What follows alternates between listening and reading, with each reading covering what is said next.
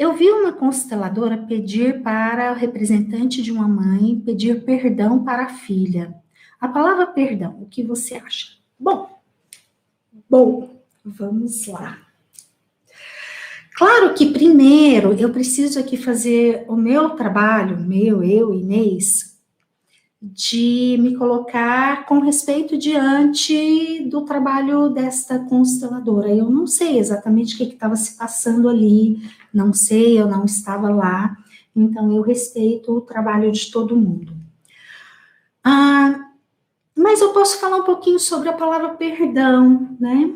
A palavra perdão, Bert Hellinger, em alguns dos temas bem controversos, né, que aí ele gerou polêmica e todo mundo se arrepia com algumas coisas, ele disse de algumas expressões que a gente, no senso comum, a gente tem muito hábito de usar, e ele nos mostrou sistemicamente o equívoco que isso é no campo, como, por exemplo, expressões como me desculpe, e o perdão também.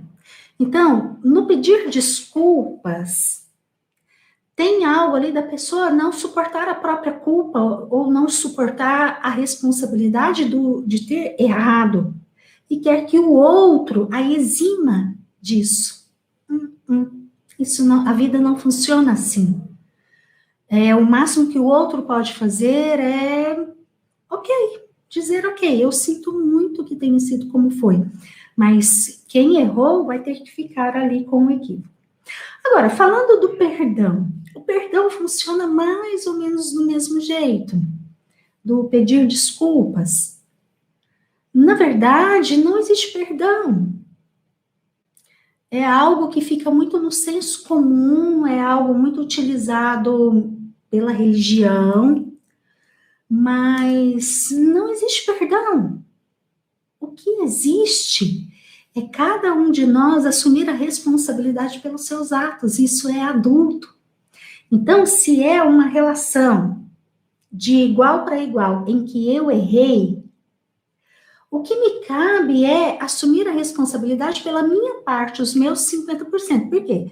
Se houve um conflito nessa relação de igualdade aqui, e eu acho que eu errei, com certeza, se a gente ampliar a consciência, essa outra pessoa aqui, ela colaborou também, nem que seja agindo passivamente. Essa outra pessoa aqui, provavelmente, ela poderia ter se posicionado de uma maneira diferente, de uma maneira mais adulta, e talvez a situação não teria acontecido como foi. Então, eu nunca sou 100% responsável por um erro. É muito difícil, se a gente for ampliar a consciência, dificilmente vamos encontrar uma situação, eu sou 100% responsável por um erro. Não, existe sempre um contexto a ser avaliado. E é um olhar muito infantil categorizar entre certo e errado, o bandido e a vítima. Precisamos ampliar a nossa consciência. Vou dar um exemplo aqui que também é polêmica, certamente, quando essa live for editada e esse pedacinho for publicado ali como um vídeo menor, um monte de gente vai querer questionar. Vamos pegar um exemplo aí trivial. Um assaltante na rua que vem e assalta ali uma pessoa que passa, suponhamos alguém bem vulnerável, um idoso, por exemplo. Será que realmente aquele ladrão, ele é só vítima?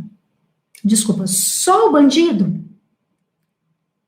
Será que o idoso, ele é só a vítima? Não dá para afirmar. Porque existe algo que se passa a nível do invisível.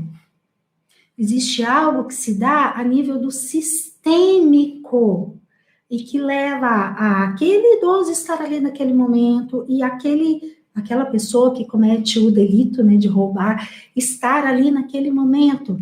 Então, quando eu falo de ampliar a consciência para uma consciência espiritual, e entender que sempre tem algo além, algo que eu não vejo com os meus olhos. Então, é necessário entender que nem tudo é ferro e fogo.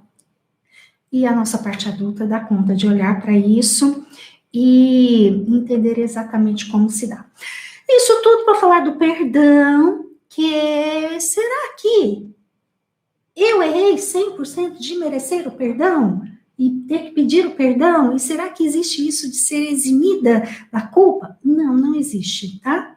Então, se eu errei, eu assumo a minha parte naquele erro e deixo o outro com a parte dele. E assim nós dois adultos, seguimos vida adiante.